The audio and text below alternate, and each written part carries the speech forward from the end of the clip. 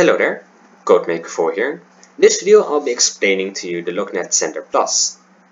With this device you can make a remote device send signals back to the GUI.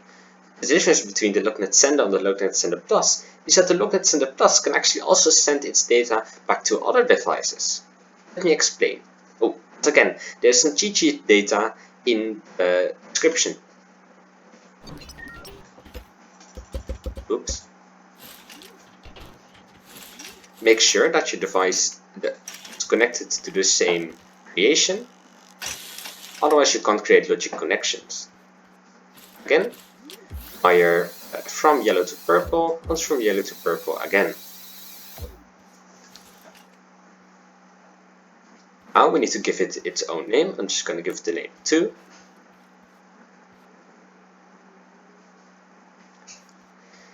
And if we send a signal to 2, it will be giving its data given in the back to the GUI.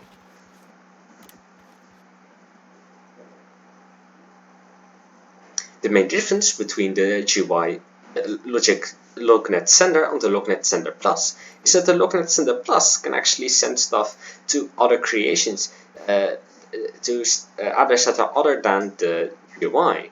So the GUI is address 0, but if we want to make the lognet sender plus send stuff to different addresses, we can specify that separate address in the data. Now it sent it back to the GUI because the GUI is actually address 0. But if we would specify address 1, the address of this lognet receiver that's connected to the same network, now it will work. As you can see, now it sent the data to the lognet receiver. Note that it now won't send it to the lognet GUI anymore.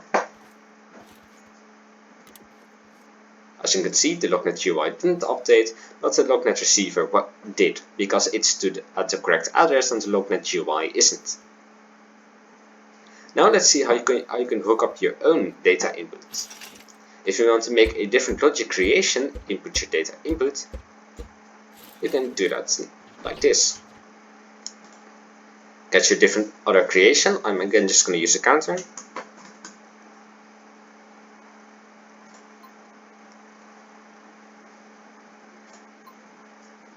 What's a nice counter?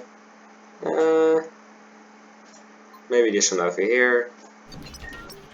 I created multiple counters, so now I need to choose options. Anyway, make sure again that they're welded to the same creation. I'd advise welding with only one block if you're testing, so you can easily disconnect it again.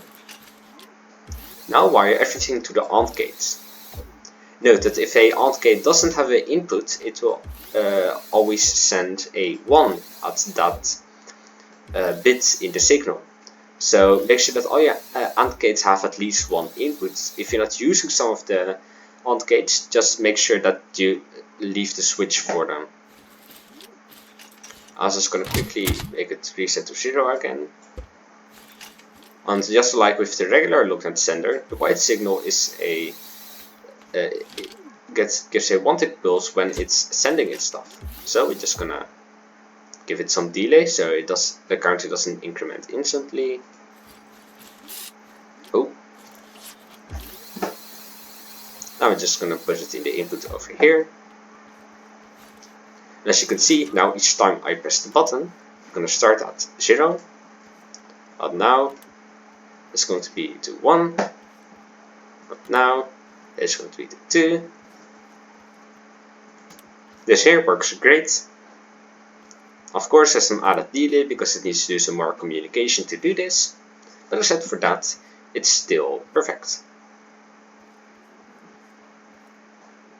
Anyways, that's it for this video. The next video will be about creating bigger networks. All the links to the blueprints and other videos are in the description.